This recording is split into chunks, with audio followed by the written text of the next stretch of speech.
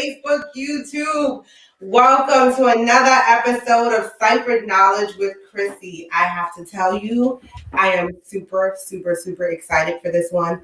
I can't wait to get started. But before I get started, I have to go ahead and big up, some of my other brothers that we have here on 2M1L Media.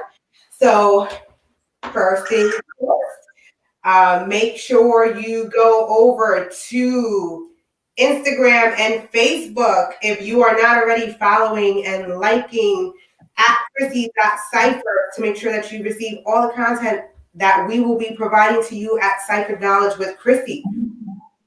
Also, make sure you head over to 2M1L Media on YouTube. You are going to find amazing shows there. You're going to have Ciphered Knowledge with Chrissy every Sunday at 8 p.m. Eastern Standard Time. On Saturdays and Sundays, you have Around the Turnbuckle, 6 p.m. On Wednesdays, you have Spittin' with Spitter at 8 p.m. new time. This is his second week going into that. Tuesday nights, we have our sports show, Home Team, at 6 p.m. Eastern Standard Time. And then we are coming out with a new show, 2 cents with 2 dimes, and that's all I'm going to tell you. But stay tuned because it is going to be on and popping. So I would like to go ahead and introduce my guest to you guys. We are actually longtime friends. I've known Haywood, diapers, right? Basically, That's how long we've known each other. So I'm going to let him go ahead and introduce himself. So go ahead, tell us who you are, what you're all about. Hey, thank you, Chrissy. Appreciate it. Thank you for having me as well. Pleasure to be here. Pleasure to reconnect with you. Yeah, it's been years that we've known each other for, I would say probably 30, 40 years about there. Not to age ourselves. More like 40. But welcome everybody. My name is Haywood Cepeda. I'm pretty much, I know this is about to be a wine enthusiast session, but I just wanted to share some of my experiences and when it comes to wine and why I love wine so much and some of the best types of wines and how I got into drinking wines and going to festivals and visiting wineries. But pleasure to be here and look forward to definitely just enjoying the night and also giving away some wines as well for everybody who joins the show. Definitely we have some giveaways tonight. So definitely just thank you guys for joining and hope you have a good show. Hope you enjoy it. Yes, and we actually have some free giveaways today. So if you there's really simple rules to it. You have to be 21 or older, of course, to participate, and you have to live in the United States because we can't ship alcohol, to Nigeria or something. Never mind, the cost will probably be more than the bottle of wine. But one way you can win is share this show, share this live right now, and be the 100th person to share the show, and you automatically get a bottle of wine. The other way to win is by watching the show this evening, and we will ask some questions throughout the show about some of the information we've provided to you, and you have to answer correctly. Be the first one to answer correctly in the comments live, and we will ship you off a bottle of wine. So Absolutely. Listen, you want to show them some of those bottles? What do we got? What do we got here? So tonight, I just want to let you know our wine bottles are sponsored by Cream Ridge Winery in New Jersey, in Cream Ridge, New Jersey. Great place to visit. I can give you guys the information, but our wine giveaways are sponsored by them tonight. So the first one that we have is their plum wine. Yes, it's a plum wine. Very delicious. It was just made. Probably just going on sale probably 2 weekends ago. So we have that. Very excited about this next wine, which is their Chardonnay that is made every 5 years. The Chardonnay is made every 5 years, and it was just released this past weekend. So definitely whoever's a good lucky winner can have that.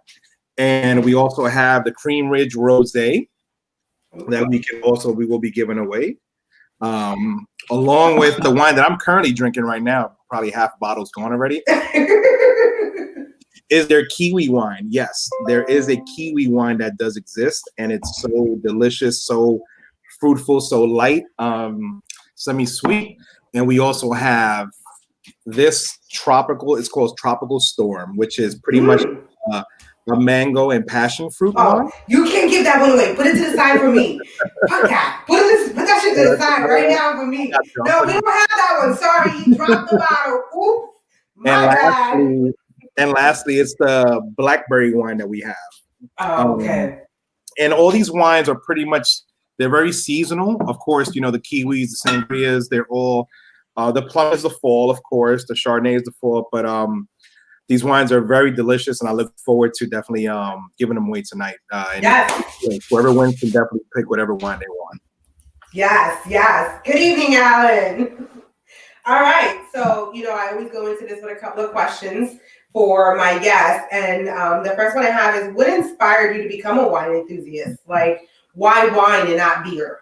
Like, I think, I think for me, I was introduced to wine probably, I would say, almost 10 years ago, and I blame my cousin for it. You know, again, I was an avid, you know, tequila drinker, still am, but a lot of drinker, brown, dark, and even beer. And I was never on the wine scene until I was taken to a wine festival about 10 years ago. And then from there, it was no turning back. You know, I was exposed to the wine, fruit wines, because again, being in New York City, being in the Bronx, your typical wine is your red or your white, you know, your Merlot, your Pinot, your Sauvignon Blanc, and you're not exposed. That's pretty much it. You're like, oh my God, it tastes like church wine, or you know what, it may be so dry or so bitter. But you know, when you leave New York City, actually, you get and you go around to try, you know, you go out to PA, to Connecticut, to Jersey, you start finding wines that, again, you got kiwi wine, strawberry wine, chocolate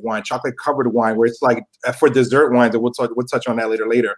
But and you start seeing, I was brought to a festival in Connecticut, and in that festival there was about 28 wineries where you get to taste everything. And that one day, that one July day that I had, I never went back to really liquor or beer, and I just been a wine guy ever since. And no matter where I travel to, I always find a winery, whether it's in Hawaii, whether it's in Brazil, no matter what. Like, I'm always looking for a winery, and I make sure that I bring over some wine from whatever country I can, if possible.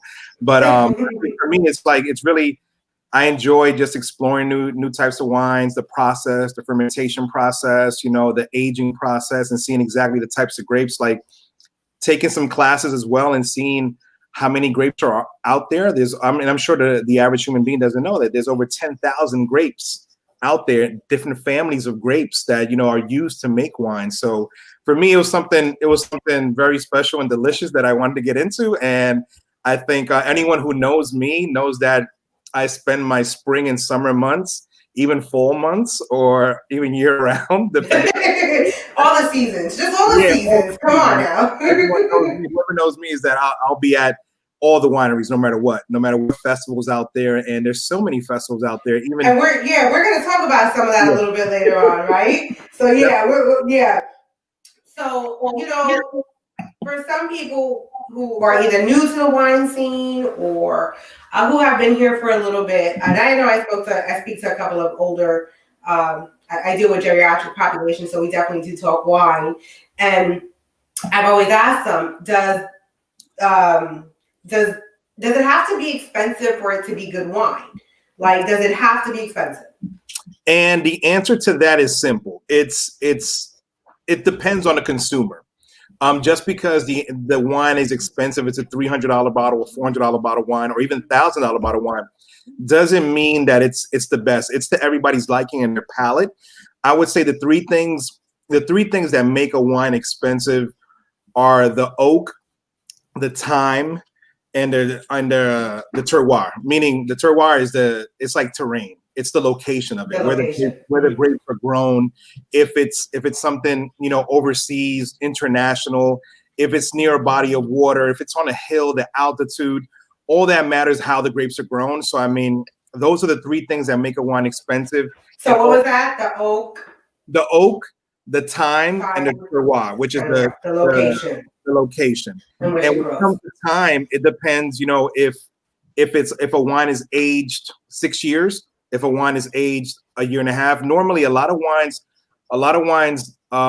out of the United States are, yes, whether it's from Italy, Barcelona, France, they're all aged at least 5 years or minimum, 3 years and up, 5 years and up. So yes, that adds a price value. And of course, the packaging. And of course, if it's a well-developed nation, a well-developed wine country, or as opposed to United States, which is, it is, but it's not as exclusive as other countries.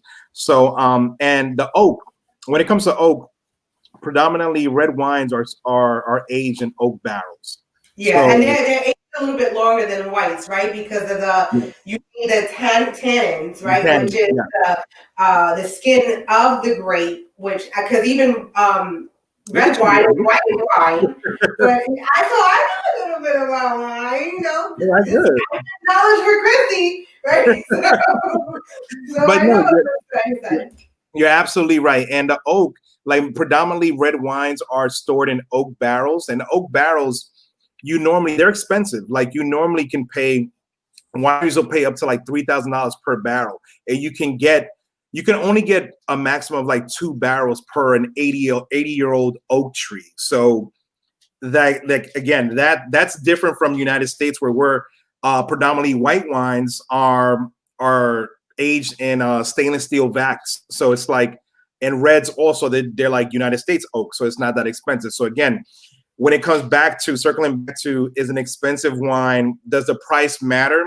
It really doesn't. It depends on your taste and on your palate, and as a consumer, how you feel about the wine. Because more expensive wines, don't get me wrong, more expensive wines have richer grapes, as opposed to the wines that are in the United States, where they might have more sugary grapes, where you'll have residual sugar in the wines. And to answer someone's stuff, why does wine get? I was about to put that up. I wanted to wait for you to finish. But yeah, go ahead. I saw that. That when you go buy a wine moving forward, the higher the sugar content, the higher the alcohol level, which is going to get you done. That's why I think I love sweet wines, because this Kiwi wine right now, I'm like halfway through the bottle, and I'm like, I'm feeling good. Are we gonna get through the show? No. But again, I think for everyone out there, when you start looking at wines, the higher the sugar, the sweeter the grape, the higher the alcohol level will be. And that's because of the whole balance, right? You need a balanced wine. So if you're gonna have more alcohol, then you're gonna have more sugar. Otherwise, it's gonna be a completely imbalanced. So I learned a little something. Something. So me too. I think it's just the ex-diabetic in me that likes the sweet. My tongue just likes the sweetness, Okay. And that's why Moscato gets me drunk. Yes, girl. Yeah. I am not drinking Moscato right now. I am drinking a sweet red. I know we talked about this, Kim, but I do prefer my whites and my Moscato, but I will dabble in the sweet red here and there. So I think, I know we're a little early, but I think we're time for question number 1. What do you think? Yeah. You think we should go to question number 1? Let's go. This is, I'm gonna make them wait a minute, because we have some more comments. My wife is gonna win a bottle of wine guarantee. Well, tell her to come on, because we're about to have that question. Get that first giveaway out there. Hey, what's up, Charles? Yes, yummy, yummy, yummy. I hope everybody has their glass with them. But we are going to get to our first question, our first wine giveaway of the evening. I'm really excited. And the first question is, what are the 3 things that makes a wine expensive? So you have to be the first one to comment with the correct answer. What are the 3 things that makes a wine expensive? So we're going to keep talking, and we're going to wait for you guys. I'm going to leave the question up. Oh, we got our winner. That was really fast. Jeffrey. Time and terrain. Absolutely. Is Jeffrey one of your people? Haywood? Yeah, Jeffrey is a friend of mine. He definitely wanted to tune in and learn a little bit more about wine. So he definitely won that first one. You won the first one of the evening. Congratulations. We will connect with you and go ahead and get your information. Haywood obviously has the information and we can get you out that bottle of wine. But that tropical storm is not on the table. If that's off the table, that's mine. Yes, Delcy, sorry, you did come in second. He just hit enter a little bit faster than you. But keep watching because we've got some more giveaways. Yeah, we do. Right. We got two more. I just want to, before we continue, just ask Jeffrey, which wine did he want?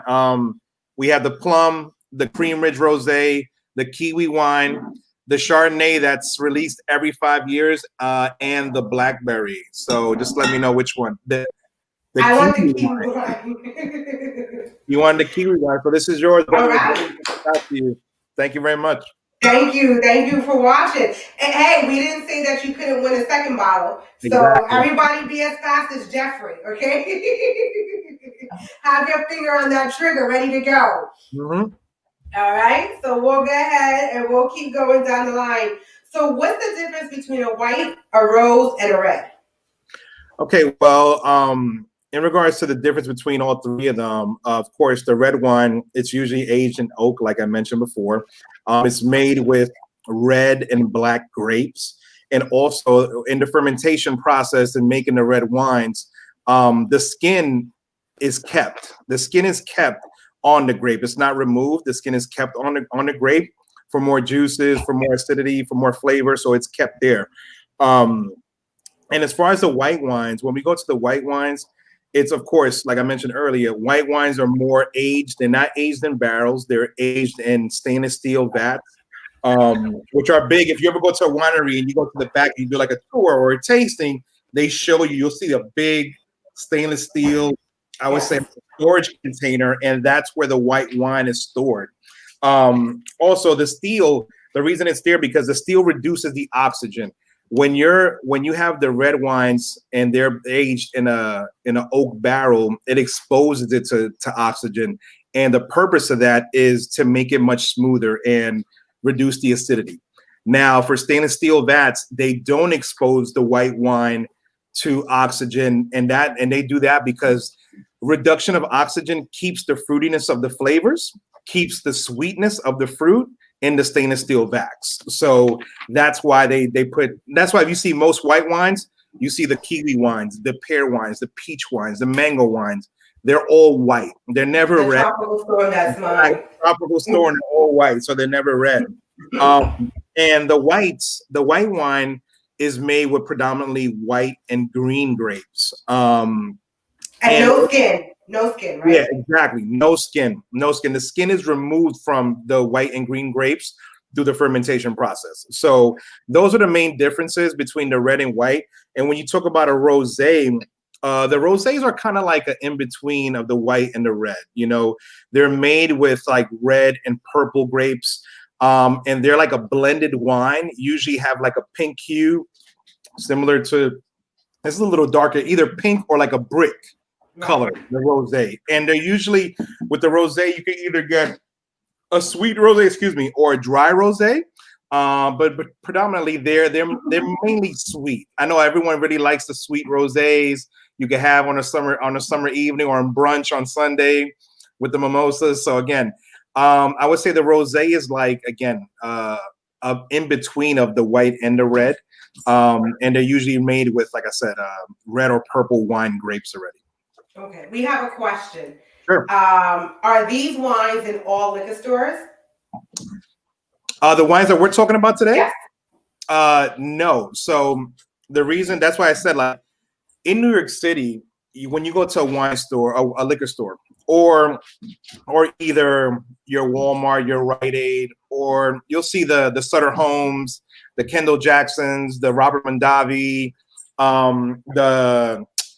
the Barna, I forgot what it was. It's Barna. Hold on a second. You have to go to Cream Ridge Winery or win a bottle. And I think we're out of the Kiwi, right? That's Cream Ridge Winery or half a case this weekend, but yes, we are. As far as the giveaway, yes, we are out of it. So basically, you cannot find these wines in the store. Now, if you go to they like the Cream Ridge ones, you have to go to Cream Ridge Winery. But I'm sure Cream Ridge does allocate wine bottles to the local New Jersey areas, the stores, the liquor stores, they give it to them. But majority of these bottles the wines that you find at wineries, they're normally there at the winery and they're seasonal. You can definitely order and ship on their website. They can ship it to you if you're within the state or out the state. But majority of the wines you can, that's the one, George. But majority of these wines you have to find them at the winery. That's why each time I go to a winery, I probably pick up, I would say, at least 2-3 cases, 12 in a case. I usually pick up 2-3 cases, excuse me, especially if they're seasonal, which I know they won't be around till summertime. I'll definitely pick it up. Or in this case, in the Chardonnay that comes out every 5 years, I picked up a couple of bottles of that because I love having that with a little bit of chicken. All right, and we're going to talk about that, but we had a question here. Dwayne wants to know, do you have any advice for people doing homemade wine? Homemade wine? I would love to know how you're doing a homemade wine. That's great. If you're making homemade wine, because again, the process is you're planting the grapes, you're harvesting the grapes, you're crushing the grapes, and then you're fermenting the process, which the fermentation process, if anyone wants to know, is pretty much sugar and yeast, alcohol, and CO2. And then you're aging it, whether it's... We're not making homemade wine. Sorry, Dwayne. Listen, Dwayne, if you're making homemade wine, I would like to try some. I'll definitely come out there, check you out. But I have no advice for anyone who's making homemade wine because I don't know anyone who's making homemade wine unless you have your own little vineyard. But that's my advice. So can I answer this question and you tell me if I'm right or wrong? Right? Yeah. What is the life of a wine once the bottle is open? So for a red wine, it's 1 to 2 days, and for a white wine, it's 2 to 3 days. That is correct and incorrect. Excuse me. Because I would say again, if once you open a bottle, like I did today. Oh, that depends on if you have the savor. I'm sorry, exactly. I didn't have that in here. Exactly. If you have the preserver. Yes, exactly. My apologies. If you preserve it like one of these, again, I open a bottle, so I have one of these that I eliminate the oxygen from, and I can store it in the fridge for another, and it'll keep its taste, its flavor for another month or so. A month, a whole month? Yeah, because I've been doing it wrong, bro. I've been doing it wrong. Once you seal this, it takes out all the air and the oxygen out the bottle, and you can keep it there for a month, 2 months. You got to get all the oxygen out, like George said. He knows what he's talking about. You have to. That's why this is more like why am I not surprised George knows what he's talking about? He's been around in the food and beverage, yes. And so he knows. But yes, a wine. If I open this wine up right here, and I have probably a quarter of the bottle left, I can save it for like another month once it's sealed and I get the oxygen out. And normally, when that happens, if a month from now and I want to open this bottle up, you'll hear the initial boop. When you pop open a bottle with the cork, you'll hear the boop. Yeah. So the oxygen, so like I said, a bottle is sealed. So you can definitely keep a wine, but if you're gonna drink it, I would recommend, like to your point, to your answer from the beginning, definitely do a day or 2 days and drink. Yo, David, I swear I was just gonna say that shit. I've been doing it wrong the whole time, bro. I've just been drinking it like, listen, it's about to go bad. Let me just finish this bottle off. No, because if you do that, like, don't be surprised if your bottle smells like feet. You know, if it smells like feet, then you know you've been doing it wrong, man. Because some wines will definitely spoil, some wines will go bad. I mean, even when I first started, trust me, I was like, this wine smells a little bit different. It smells like the people's feet who've been crushing it, right? Yeah, I drank a few spoiled bottles. I was like, then I realized, okay, you know what? This needs to be sealed properly and either consumed at the time, or you got to prepare it and you got to store it away the right way. Yeah. So Kim asks, is any difference in red, white, or pink? Are you asking, is there any difference in, I guess, with the oxygen with that certain bottle keeping it sealed? Do they last differently, or it doesn't matter?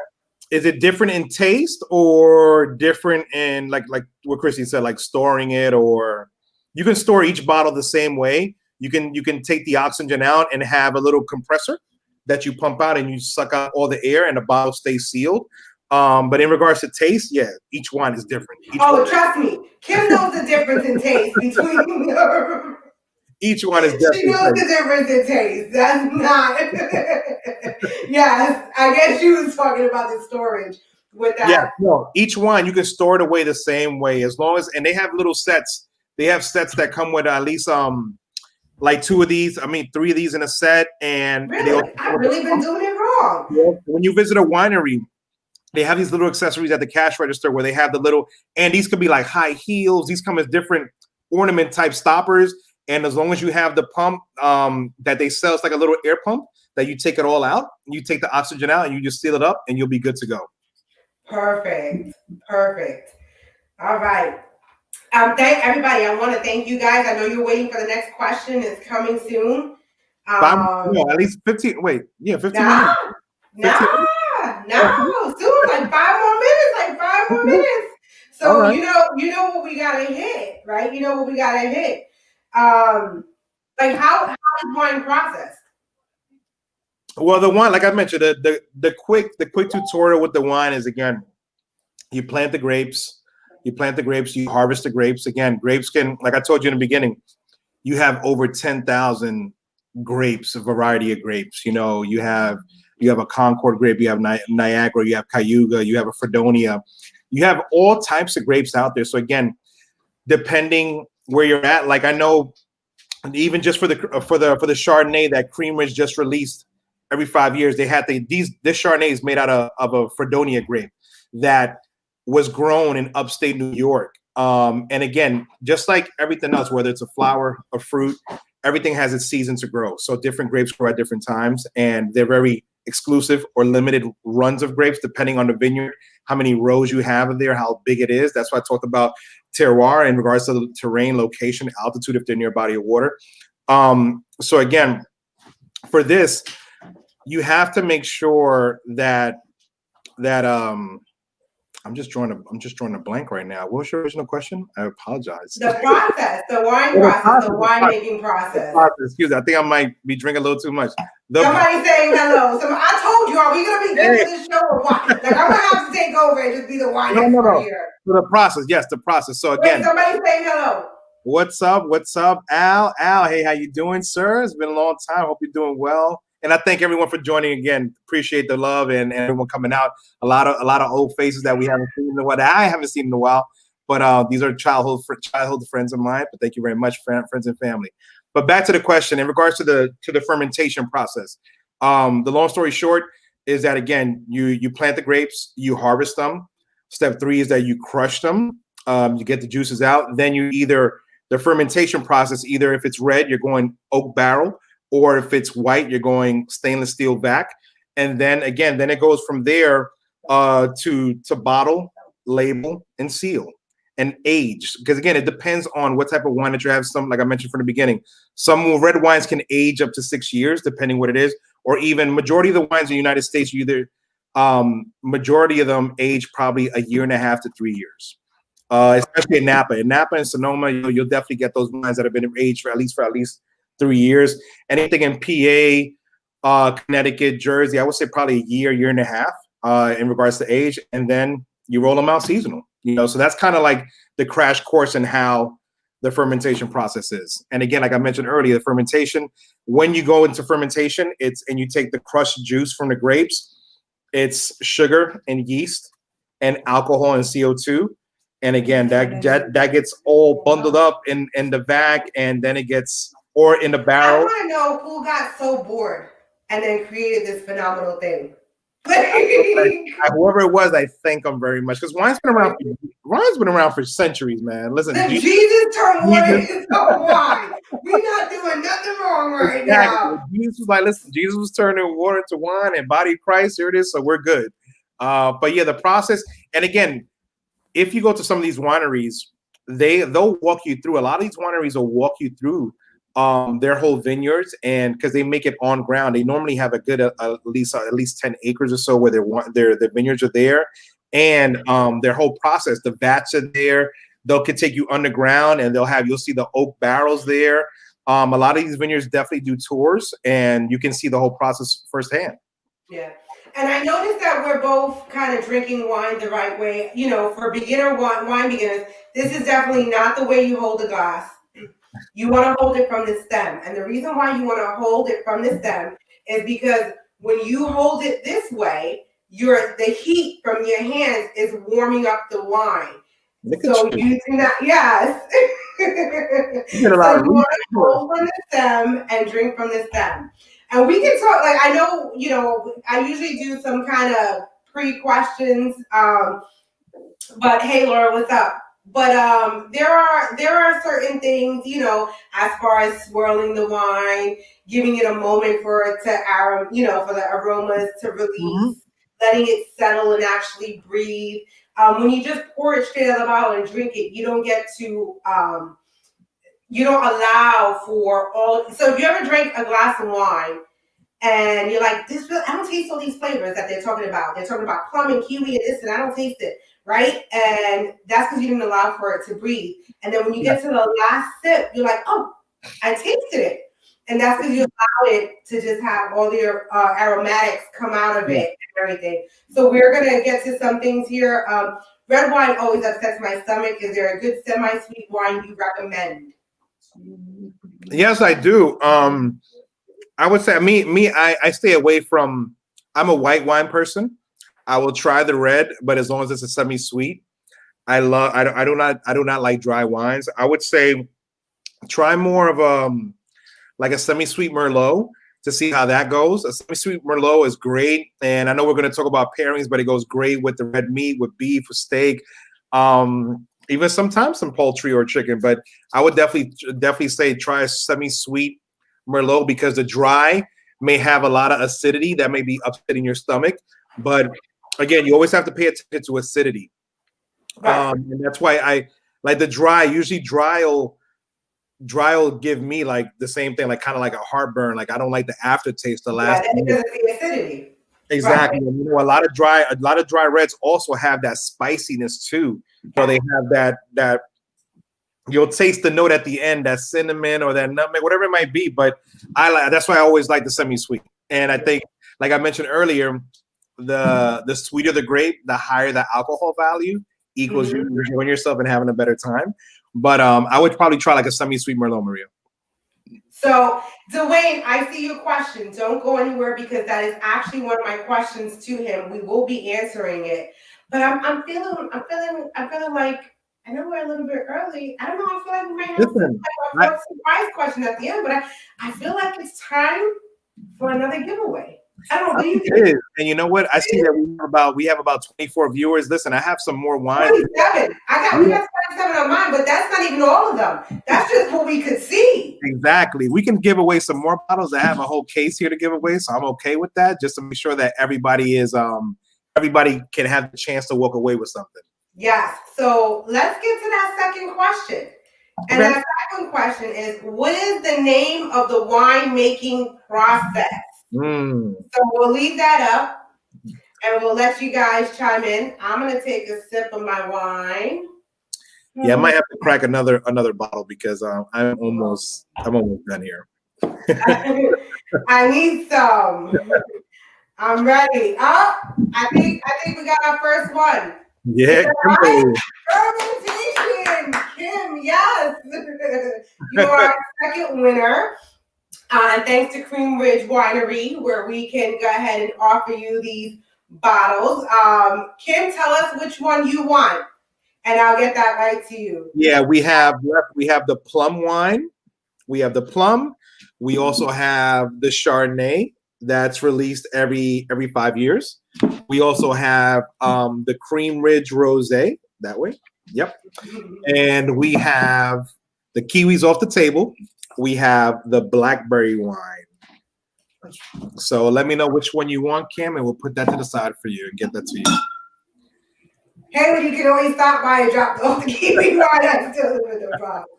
I'm still in the ball as well. Jackie, you gotta be quicker than that. That reminds me. Listen, Jackie, you gotta have the phone, the iPad, and the laptop going at once, ready to go. She said Cream Ridge Rose, please. All right, you got So we got that to you, Kim. Kim, do I get an extra vacation day for that? That's my boss, by the way. Oh.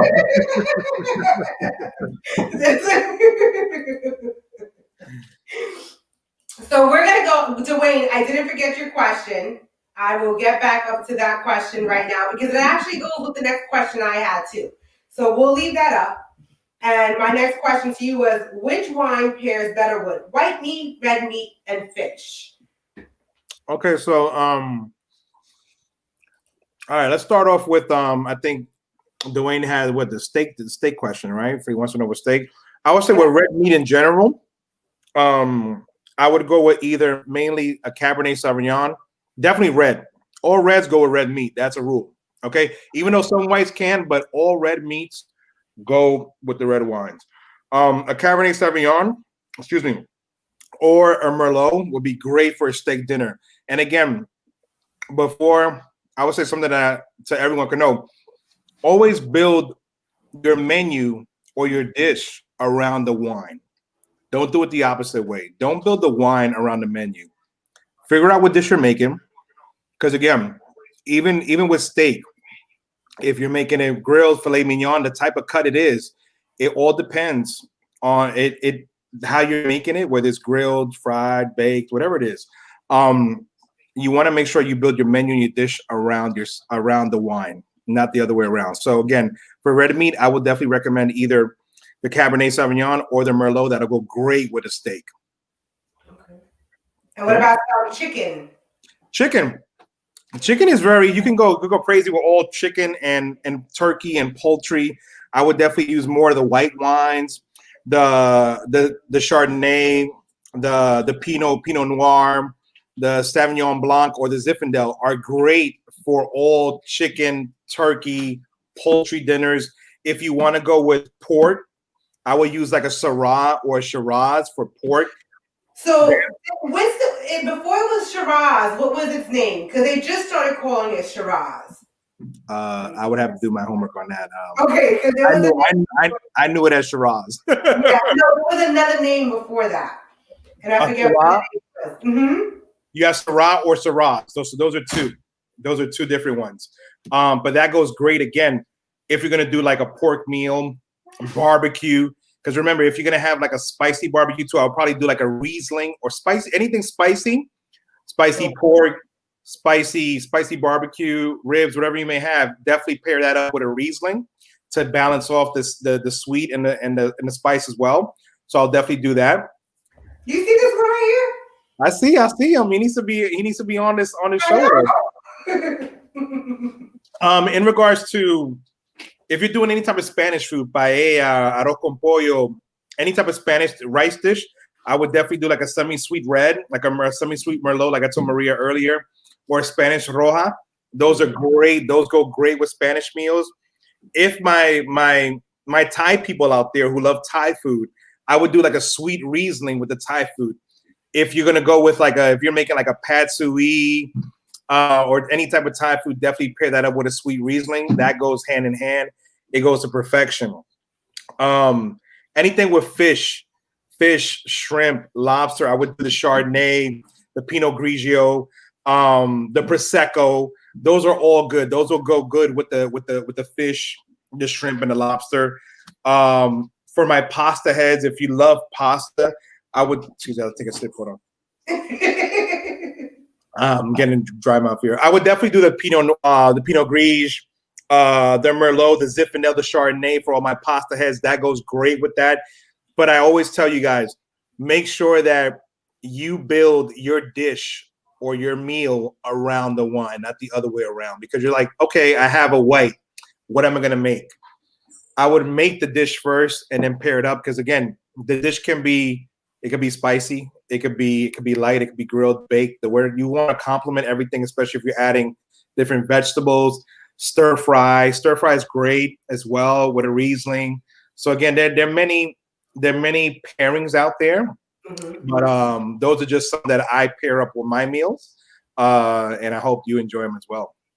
Now, question for you, because we really didn't touch on it. There's I got to show a little bit of my knowledge, right? Yeah, it's Cipher knowledge. It's Cipher knowledge. But hold on, I think we have a question before we go there. What is the best wine to use for sangria? And I guess I'll let you answer, but I'm going to answer with my opinion. It's whatever you like. You can go white or red. It's your preference. Correct. Absolutely correct on that. For sangria, you can use a white or red. I like to another winery besides Cream Ridge in New Jersey that I have grown fond of is Valenzano Winery. Valenzano Winery has a white sangria wine and a red sangria wine that all you have to do is just pretty much pour the wine in the pitcher, add your different types of fruits, and you're good to go. And you could drink the wine by itself. So again, you can go either red or white and add your different fruits, whether it's kiwi, whether it's peach. There's tons of recipes that you can add in regards to and berries, mango, every strawberry, every pineapple, everything. So I mean, it's limitless when it comes to sangria, especially for the spring and the summertime. Or you don't even have to get sangria wines, but you can definitely get also a basic white wine, a nice semi-sweet, a nice sweet wine. You can go out there and just pair it up and mix it up with some fruits, chill it on ice, and you're good to go. So I mean, you can get creative when it comes to sangria. I think so. I love that about wine, that you can get very creative when it comes to pairings, when it comes to sangrias. A lot of these wineries have specific wines that go with sangria, that go for dessert menus, that go for different types of meals that you're having that pair up perfectly. So I think I love that about wines because the flexibility and the accommodations are endless. So we have a question from Delcy. I hope I'm saying your name right. What's the best wine to have on a camping trip with burgers and hot dogs? Delcy is awesome. She is awesome. I love her. I would say the best wine to have for camping hot dogs? I would say a dry wine. A dry Merlot would be great. A dry Cabernet would be great. I think the red wines go with the meat. Go with you can have the Cabernet or the Merlot for pizza, for burgers, for hot dogs. It pairs well. I think the wines will be a little bit, the white wine will be a little bit too light, too sweet for that. So I will go with the red for that. Any type of pizza, hamburger, hot dog, I definitely go with a red. Reed wants to know if you ever tried Bargetto Winery from his hometown in California.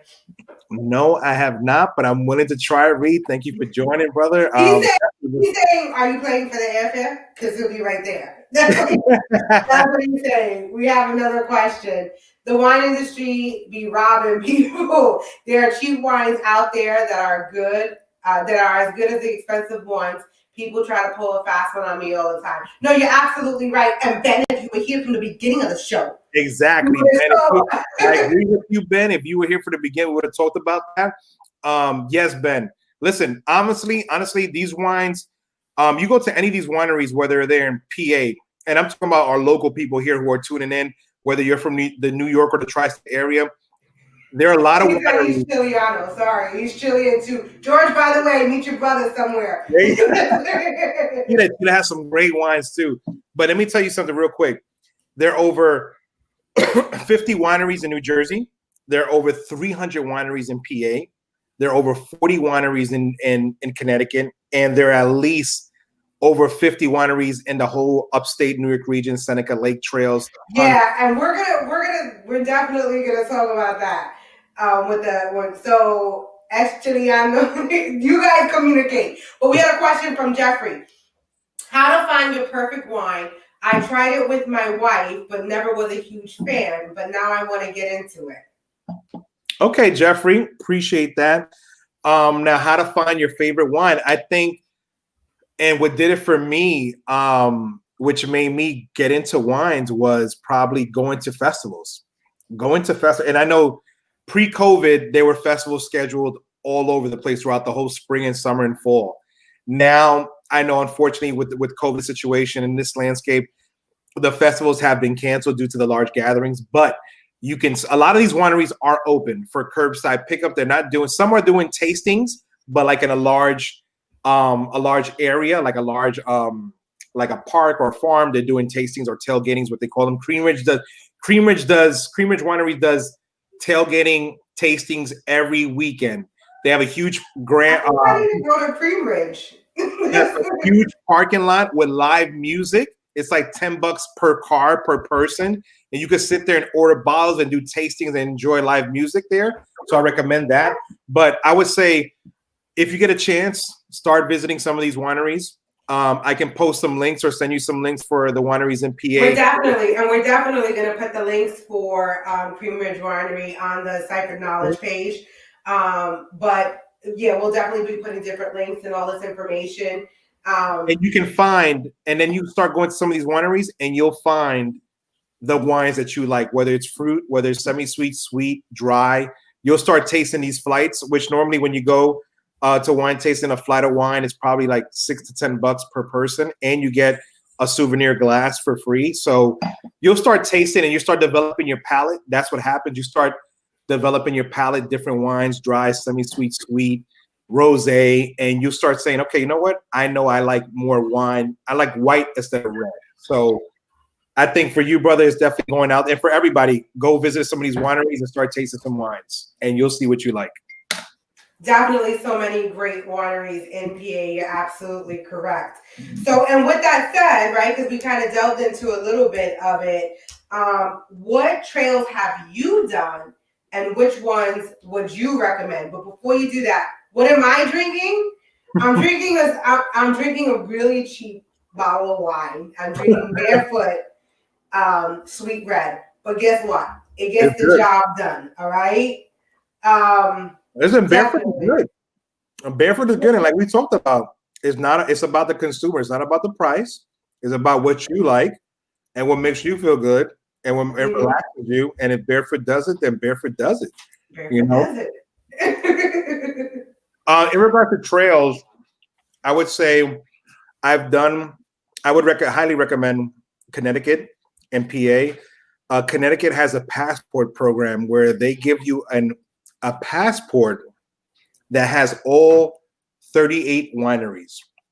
And each time you go to one of those wineries, you get a stamp that you've been to this winery. And if they have prizes where if you complete all 38, you can win a trip to Italy or Venice. This was post-COVID.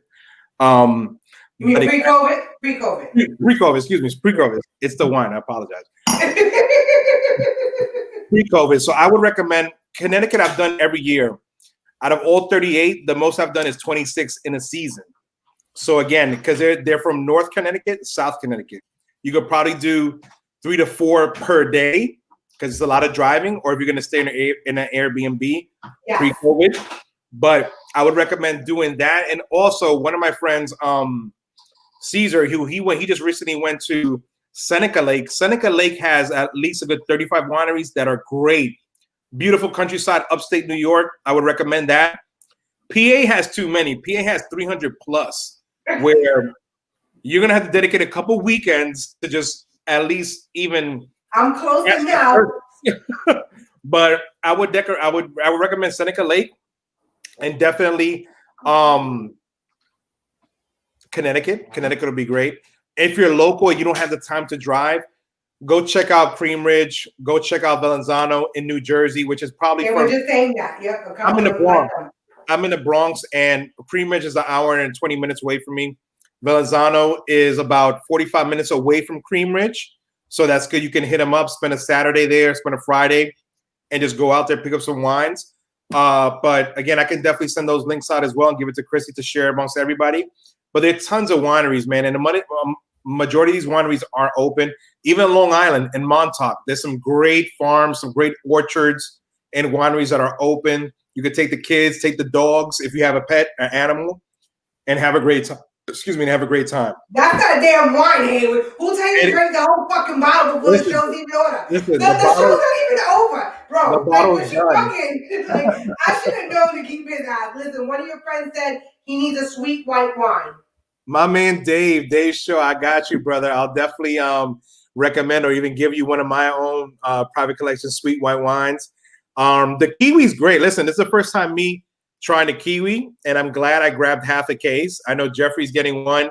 I just drank one. Chrissy, I know you probably won, but Dave, if you like kiwi, I'll definitely give you the kiwi. It's very good. And I also I have a peach and a mango one and a passion fruit as well. No, the peach and mango's mine. Stop Oh, it. no. I'm about to go to Cream Ridge Winery right The now. Tropical Storm is yours. That's a combination Okay. of mango and passion fruit. But Cream Ridge also has a separate mango, peach, and passion Yeah, who fruit. said I didn't want them three either? No, it's okay. So Ben wants to know what's your go-to. Oh man, that's a difficult question, brother. Depending on the mood, depending if I'm cooking, depending if I'm hosting, I have a tons of go-to. I'm a white guy, like I said. I'm a white wine guy, not a white guy. I was gonna say, wait a minute, you're fucking Ecuadorian. What the fuck are you talking about?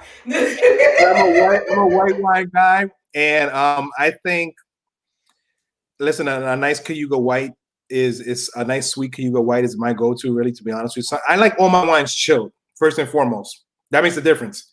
I like them chilled. Even my reds, I like them chilled. I know with the white wine, you take it out 30 minutes before you're gonna drink it, and the red wine, you put it 30 minutes before you're going to drink it.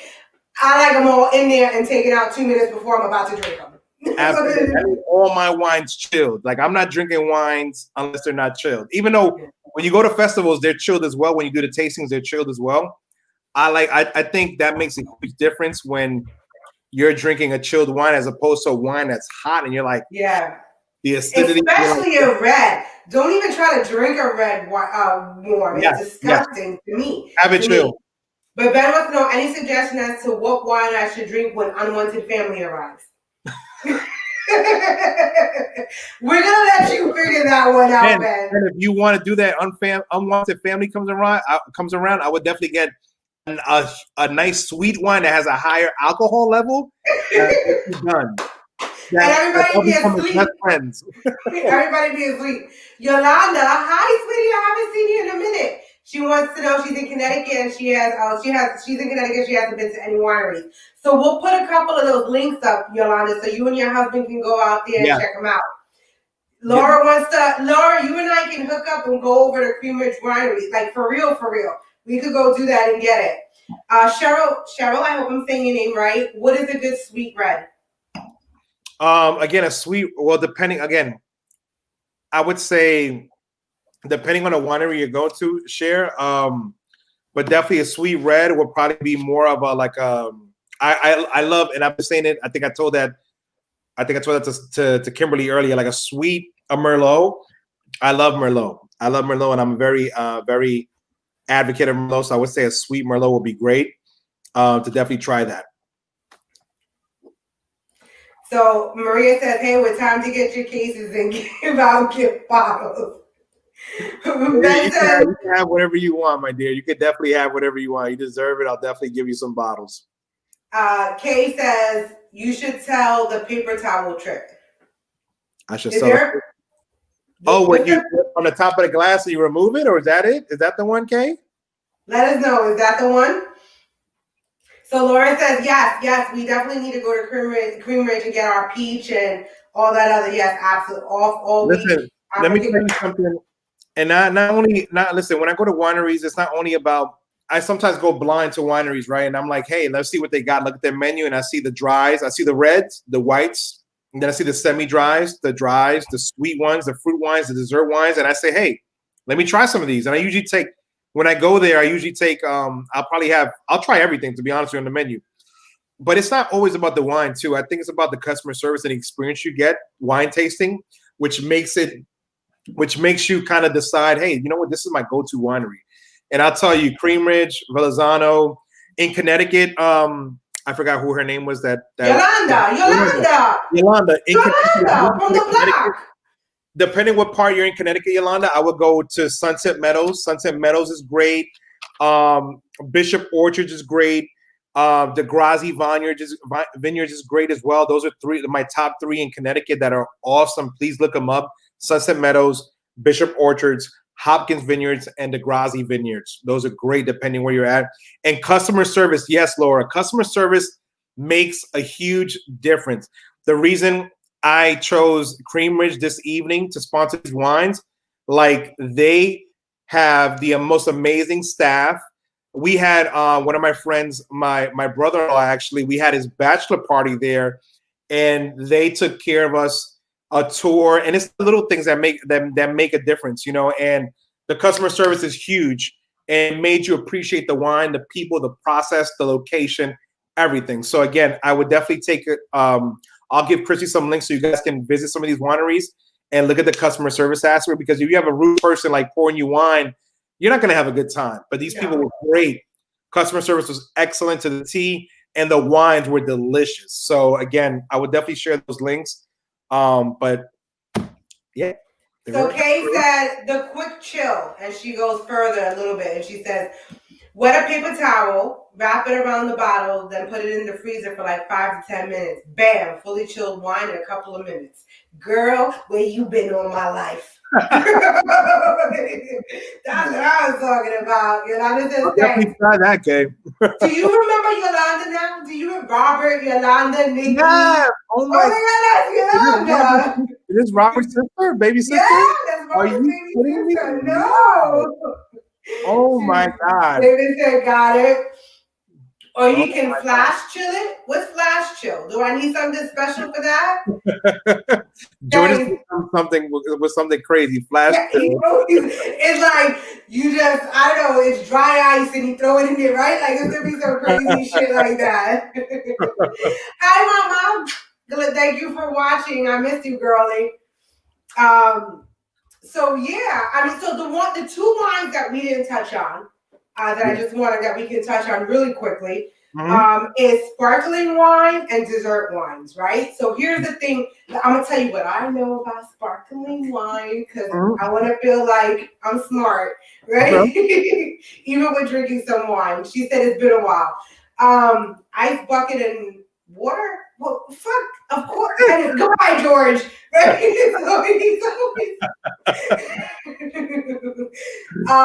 She says we need a North Carolina winery moved here from Philly, and we want to find one local. So if you know of any in North Carolina, we'll hook you up. Okay, we'll let you know if he can find any for you. But with sparkling wine, what I discovered was that it cannot be called champagne unless it was made in Champagne, Paris.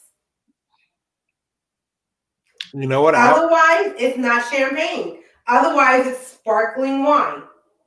I'm not gonna disagree or agree. I have to look that up, to be honest with you. But talking about sparkling wine, the one that you want, Tropical Storm, is a sparkling wine. So I mean, that's just gonna give me a headache then. It's carbonated. It's carbonated, but don't get me wrong. It's delicious. It's delicious. It's like a soda with a buzz. And if I look at the alcohol level here, the percentage. Didn't I say Champagne, France? Did I say Champagne, Paris? My bad. Whatever. I've been drinking wine, George. Leave me alone. Let me live a little.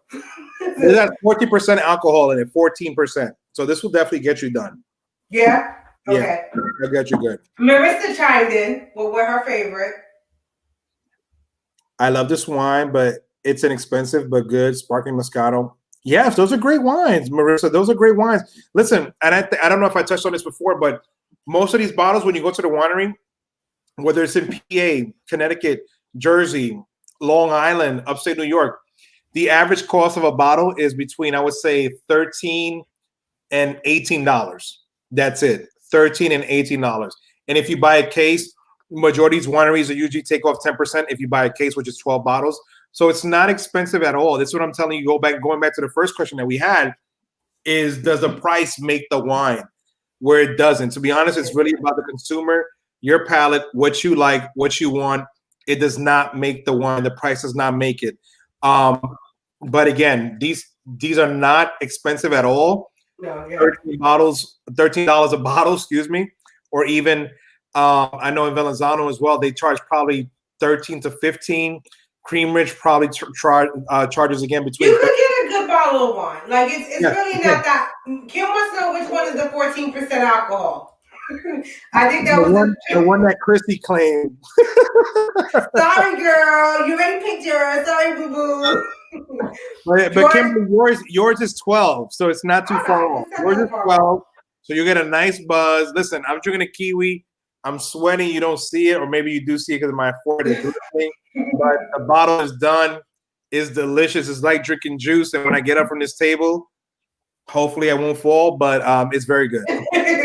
George, look, George is co-signing me on that one, so we're good. Too funny. Both of you need a glass of water. Now we good. I'm not drunk. Get out of here. It's about $16. What you guys know about ice wine? Obviously, shit, George, because we didn't answer your last question. So let us know what ice wine is. Yes, you get it from any liquor store. It's so sweet, so good. Do you want to go to the next third question for the giveaway? We can finish these really quick, and then we're going to do our final question of the night. She lives by 4 wineries. We'll just get through these. You need a plum wine? Well, we got a plum wine, and we're about to ask our final question. And where can you buy that? You can buy it from Cream Ridge Winery. So listen, we're just going to take a trip. We're going to make a girls' day trip. You, me, Laura, Jackie, whoever else, and we're going to go to the winery, and we're going to go ahead and do it. Okay, talk about it. So, is everybody ready? We're at that hour. We're at the end of the show.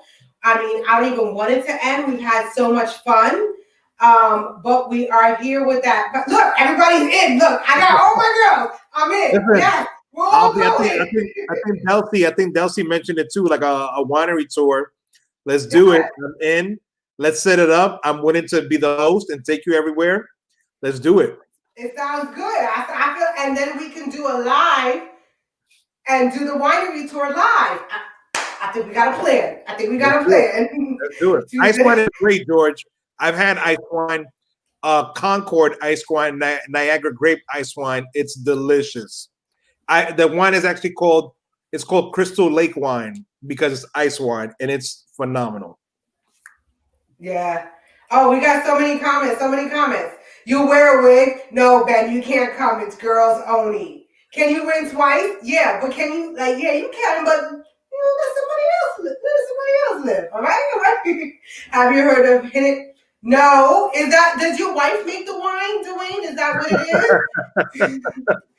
There's so many. She's in. Delcy says she's in. Let's do it.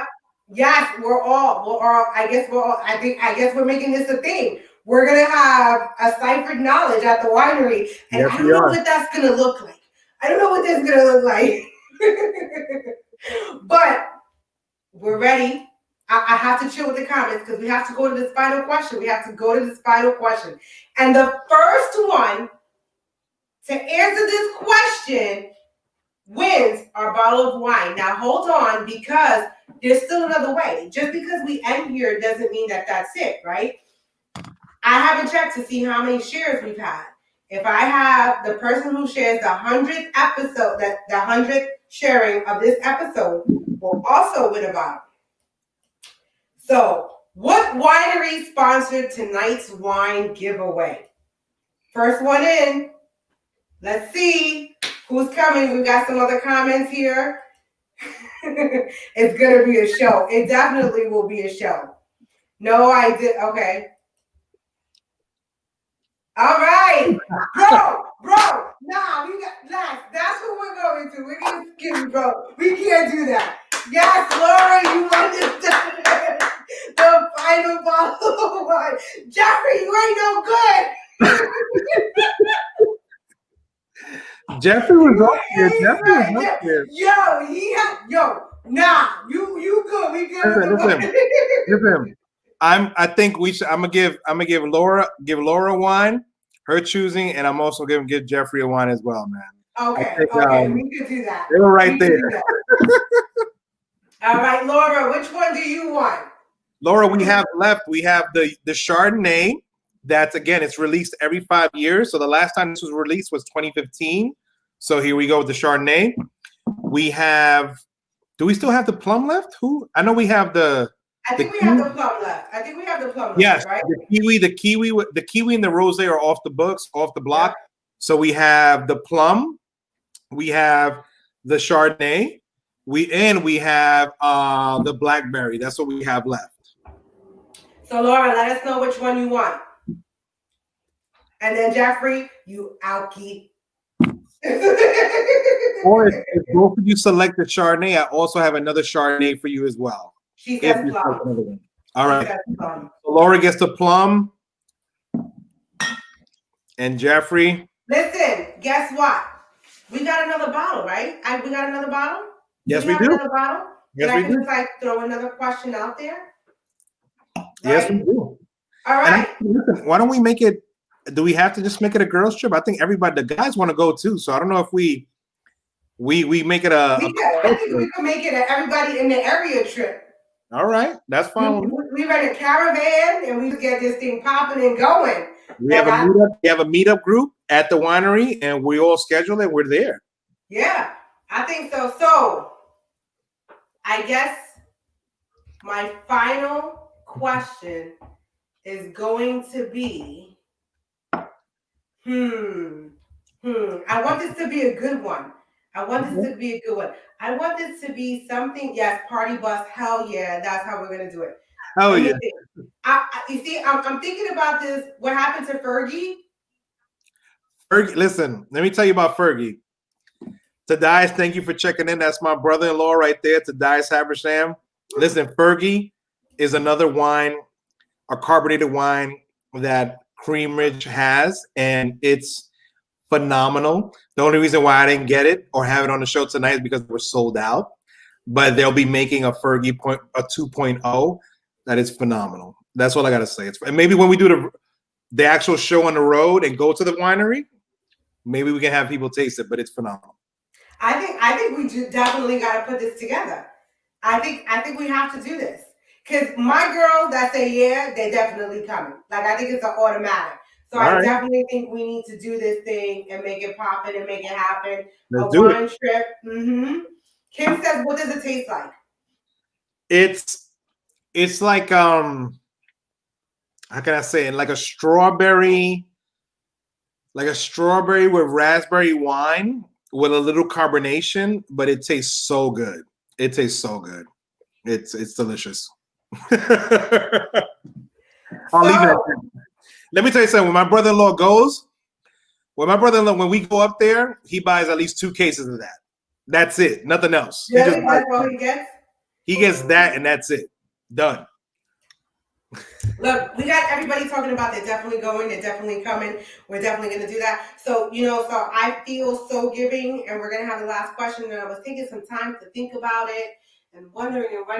First, let me say, if you haven't already liked and followed Ciphered Knowledge with Chrissy, I need you to go ahead and do that, okay? Because tonight was fun, and, all of my shows are different all over the place. Some are, really heavy and advocacy, and some are really light and fun. And this was our light and fun, and I had a great time doing it. So my question is, what day and time does Ciphered Knowledge air for our last bottle giveaway? What day and time does Ciphered Knowledge air? Jeffrey, come on, Jeffrey. I know you're out there still. He's like, I'm about to be with this third bottle right now. Jeffrey has like 4 days. Sundays at 8. Oh man. Yes, Jackie. She was waiting. Yes, Jackie, definitely. George. I'm gonna fucking kick you in the head, bro. What day is it, George? Looks like everybody knows. Everybody knows what day. You were a little too slow on the trigger this time, but you got 2 bottles. You know what? You better be. He lives in the area? Who? He lives in the area? Jeffrey. Yeah, Jeffrey lives in the area. Oh, you got to come on this wine tour. Yes, you and your wife has to come. We'll set it up. Me and Chrissy will set it up, and you guys got to come out. So we're going to do this. We're going to make this happen. So and listen, I'll reach out. I have no problem reaching out to Cream Ridge or Bellanzano and seeing if we can set up like a private tour for us. So, I'll definitely do that. We got to make this happen. Yeah, we're going to make this happen. Definitely stay tuned.